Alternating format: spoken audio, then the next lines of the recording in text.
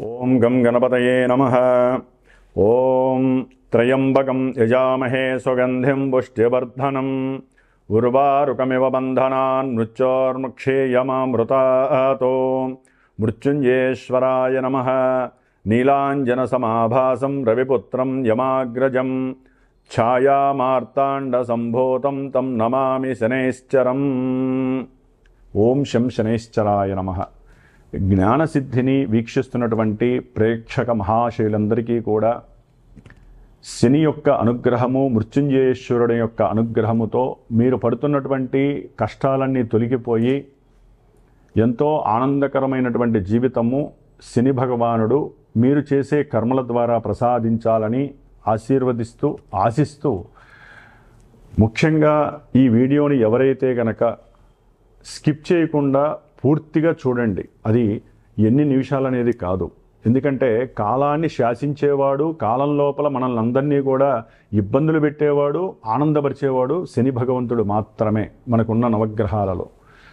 కాబట్టి ఆయన కొన్ని రాశుల వారికి మేషాది మీనరాశి పర్యంతము ఆయన పరిభ్రమించేటటువంటి కాలంలో ఇప్పుడు మార్పు కలుగుతోంది.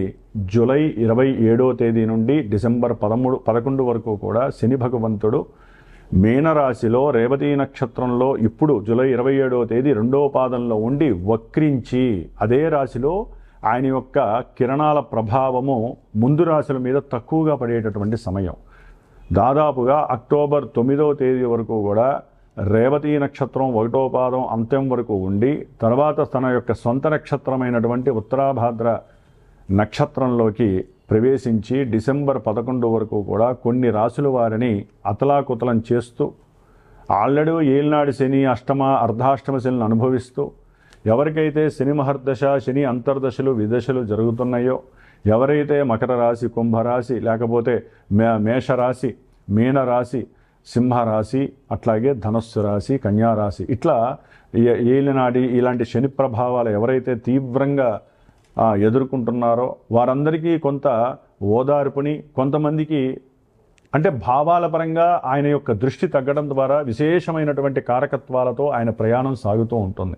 కాబట్టి చివరి వరకు వినండి. దాని ద్వారా మీకేం జరుగుతోంది, మీ జాతకంలో అసలు ఈ శని అనేవాడు పాపగ్రహమా పుణ్యగ్రహమా, ఆయన ఇచ్చే ఫలితాలు ఇప్పుడు ఎలా ఉంటాయి. ఇప్పుడు ఎంతోమంది ఆరోగ్యపరంగా తీవ్రమైనటువంటి సమస్యలు అనుభవిస్తూ ఉంటారు. హాస్పిటల్స్, ధనము ఖర్చు అవ్వటము, మానసిక అప్రశాంతత కలగటము, ఉద్యోగాదుల్లో ఎన్నో రకాలైనటువంటి సమస్యలు, ఉద్యోగం వెతికే వాళ్ళకి ఉద్యోగం దొరక్క, ఉద్యోగం ఉన్నటువంటి వాళ్ళకి ఉద్యోగం లోపల ఎన్నో రకాలైనటువంటి భారీ మార్పులు, ప్రమోషన్స్ వస్తాయనుకుంటే అవి రాక డిప్రెషన్స్కి వెళ్ళిన వాళ్ళు, అసలు ఉద్యోగం చేస్తూ ఉన్నట్టుండి పోయిన వాళ్ళు, అట్లాగే ఇలాంటి కర్మలు, ఉద్యోగానికి సంబంధించిన కర్మలన్నీ కూడా ఎవరికి ఎన్ని రకాల సమస్యలు ఉన్నాయో వృత్తి ధర్మంలో, అది ఒక పెద్ద రాజకీయ నాయకుడి నుంచి చిన్న కార్మికుడి వరకు కూడా శని ఫలితాలు ఒకేలా ఉంటాయి.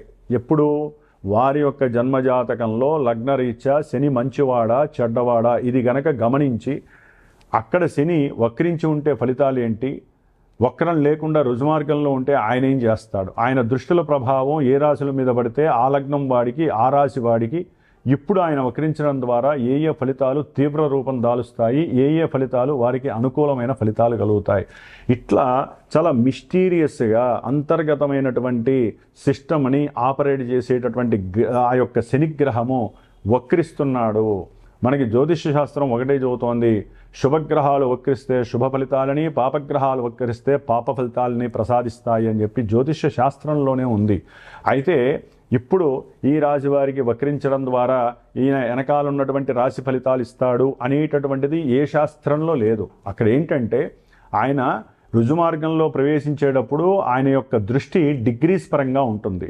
అంటే ఇప్పుడు సపోజ్ మనము మీనరాశిలో 20 డిగ్రీల చేంజ్లో ఆయన ప్రయాణం చేస్తూ ఈ 26 వరకు కూడా ఆయన యొక్క దృష్టి మనకి దాదాపుగా వృషభ రాశి 20 డిగ్రీల నుంచి మిథున రాశి 20 డిగ్రీల లోపల రోహిణి నక్షత్రం, మృగశిర నక్షత్రం మీద పడుతోంది.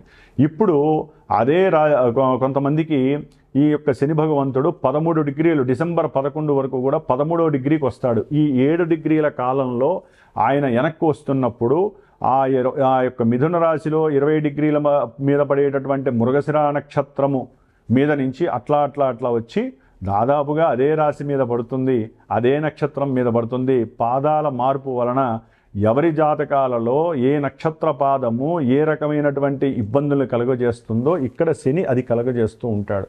అది తెలుసుకోవడానికి మీరు స్కిప్ చేయకుండా పూర్తిగా ఈ యొక్క వీడియోని విన్నట్లయితే మేషరాశి వారికి ఎలా ఉంటుంది, వృషభ రాశి వారికి ఎలా ఉంటుంది, ఇవన్నీ తెలుసుకోవచ్చు.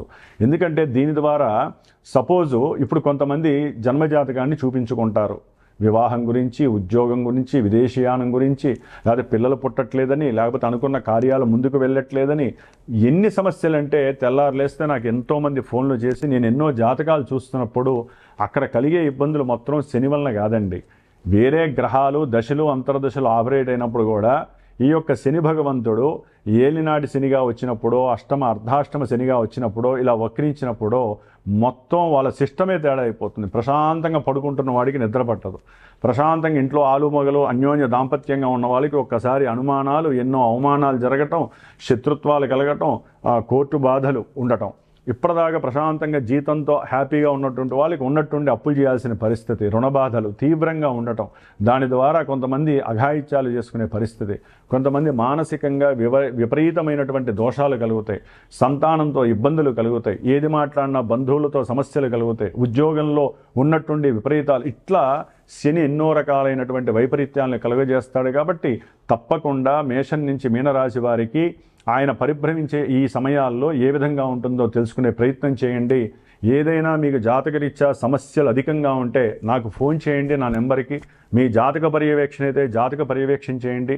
లేదా ఈ 4.5 months కూడా డిసెంబర్ 11 వరకు ప్రతి అమావాస్యకి ముందు వారం రోజులు కూడా నేను శనిగ్రహానికి విశేషమైనటువంటి జపాన్ని, మృత్యుంజయ జపాన్ని ఆచరిస్తూ ఆ అమావాస్య రోజున శనిగ్రహానికి, మృత్యుంజయానికి వారికి ఎవరైతే నాకు వారి యొక్క గోత్రనామాలు ఇచ్చి మా యొక్క సమస్య ఇదని చెప్తారో వారి కోసము ప్రత్యేకించి అందరికీ అందుబాటులో ఉండే విధంగా ఎంతోమంది ఎన్నో సమస్యలను ఎదుర్కొంటున్నారు. ఉన్నవాళ్ళు చేయించుకుంటున్నారు, లేని వాళ్ళు కొన్ని చేయించుకోలేని పరిస్థితి, జపతపాదులు.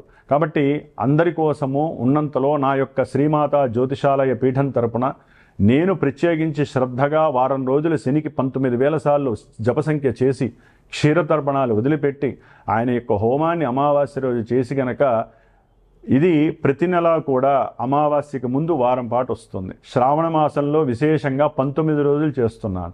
ఎప్పుడు శ్రావణ మాసంలో మనకి 15వ తేదీ నుండి, అంటే ఆగస్టు 15 నుంచి దాదాపుగా సెప్టెంబరు 4వ తారీఖు వరకు కూడా 19 రోజులు చేసి ఆ శనివారం పూట హోమం ఉంటుంది. కాబట్టి ఈ యొక్క నెల చేసే పూజల్లో ఎవరైనా మీ యొక్క సమస్యలు నాకు తెలియజేస్తే నేను చేసి పెడతాను. అట్లాగే విశేషంగా జన్మజాతక రీత్యా వెళ్తే మనకి అసలు యాటిట్యూడ్ ఏంటి, అసలు మన జీవితంలో మన జాతకంలో ఏం జరుగుతుందో విశేషంగా తెలుసుకునే అవకాశం ఉంటుంది. కాబట్టి జాతక పర్యవేక్షణ పరంగా నన్ను సంప్రదించినా నేను మీకు తెలియజేస్తాను. విశేషంగా ఇలాంటి పూజకి ఎవరైనా సరే ఎవరి కర్మస్థితి వారిది, ఎవరి గోత్రము, ఎవరి పేరు, ఎవరి నక్షత్రము, దాని పరంగా వారి యొక్క కర్మ ఏ విధంగా జరుగుతోందో దాన్ని నివృత్తి చేయడానికి నా వంతుగా మంత్రప్రయోగాన్ని చేస్తూ చిన్న స్వామివారికి సంబంధించినటువంటి వైబ్రేషన్ థియరీ ప్రకారం ఉన్నటువంటి సంఖ్యలని చిన్న రాగి రేకు మీద అభిషేకం చేసి హోమం చేసి ఆ రాగి రేకు మీకు పంపించే ప్రయత్నం చేస్తాను హోమభస్మం ద్వారా. అది గనక మీ దగ్గర పెట్టుకున్నట్లయితే శని బాధలు మిమ్మల్ని టచ్ కూడా చేయవు. మరి ఇప్పుడు మేషం నుంచి మీనరాశి వరకు ఏ విధంగా ఏ రాశుల వారికి ఉంటాయో ఉన్నంతలో క్లుప్తంగా చెప్పుకుందాము. ప్రతి నెలా దీని గురించి చర్చించుకునే ప్రయత్నం అయితే మనం చేస్తూనే ఉందాము. ఓం శనేశ్వరాయ నమః, ఓం మృత్యుంజయేశ్వరాయ నమః. కర్కాటక రాశి వారికి జూలై 27 నుంచి డిసెంబర్ 11 వరకు ఈ 138 రోజులు కూడా వీరి యొక్క జన్మరాశి సౌఖ్యాన్ని, గృహ వాహన యోగాలని కలుగజేస్తూ ఉంటుంది. వారు దాని మీద కూడా కొంచెం వాంఛ కలిగి ఉంటారు. అయితే ఈ యొక్క జన్మరాశికి శని భగవానుడు భాగ్యస్థానంలో ఉండి వక్రిస్తున్నాడు. అంటే ఈయన 7వ స్థానాధిపతియే వక్రించటం వలన వ్యాపారపరమైనటువంటి ఆలోచనలు కాస్త తక్కువ స్థాయిలో పడిపోతూ ఉంటాయి. ఆలోచనలు సరిగ్గా పరిభ్రమించవు. అట్లాగే భాగస్వాముల మధ్య ధనపరమైనటువంటి పెట్టుబడులకు సంబంధించినటువంటి విషయాల్లో ఆర్థిక లావాదేవీలు కానీ లాభాలు కానీ ఈ విషయాలలో మాట పెరిగేటటువంటి ఛాన్సెస్ ఎక్కువగా ఉంటుంది. ముఖ్యంగా వివాహానికి సంబంధించినటువంటి ప్రయత్నాలు ఎవరైతే చేస్తున్నారో వారందరికీ కూడా ఆటంకాలు, విఘ్నాలు ఈ కర్కాటక రాశి వారికి ఈ యొక్క శని భగవంతుడు వక్రించి ఇస్తూ ఉంటాడు. ఎందుకంటే జన్మజాతకంలో ఇదే శని భగవంతుడు లగ్నాతు యోగప్రదుడైతే ఆయన ఇచ్చే ఫలితాలు ఒకలా ఉంటాయి. దాన్ని ఇప్పుడు ఇక్కడ ఉన్నటువంటి రాశిరీత్యా లగ్నరీత్యా కూడా టైఅప్ చేసి చూసి అది మీకు తెలియచేయటం అనేది జన్మజాతకంలో దశలు అంతర్దశల్ని బట్టి ఈ శని జాతకంలో ఎక్కడున్నాడో ఆయన ఇచ్చే భావాల్ని బట్టి ఇక్కడ మంచి జరుగుతుందో చెడు జరుగుతుందో ఆధారపడి ఉంటాయే తప్ప ఇప్పుడు వక్రించడం ద్వారా కర్కాటక రాశి వారికి దోషప్రదమనే చెప్పాలి. ఆకస్మికంగా భూ వాహన విషయాలలో ఎన్నో ఇబ్బందులు, కోర్టు కేసులు ఎదురయ్యి ధనము నష్టపోవటం, ఎవరైనా భర్త పేరు మీద కానీ భార్యాభర్తల్లో భార్య అయితే కనుక వ్యాపారం చేస్తూ భర్త మీద కానీ భర్త భార్య మీద కానీ వ్యాపారపరమైనటువంటి పెట్టుబడులు కనుక పెట్టినట్లయితే అవన్నీ కూడా కొంత లాభాలు అనేవి తగ్గే అవకాశాలు ఉంటాయి.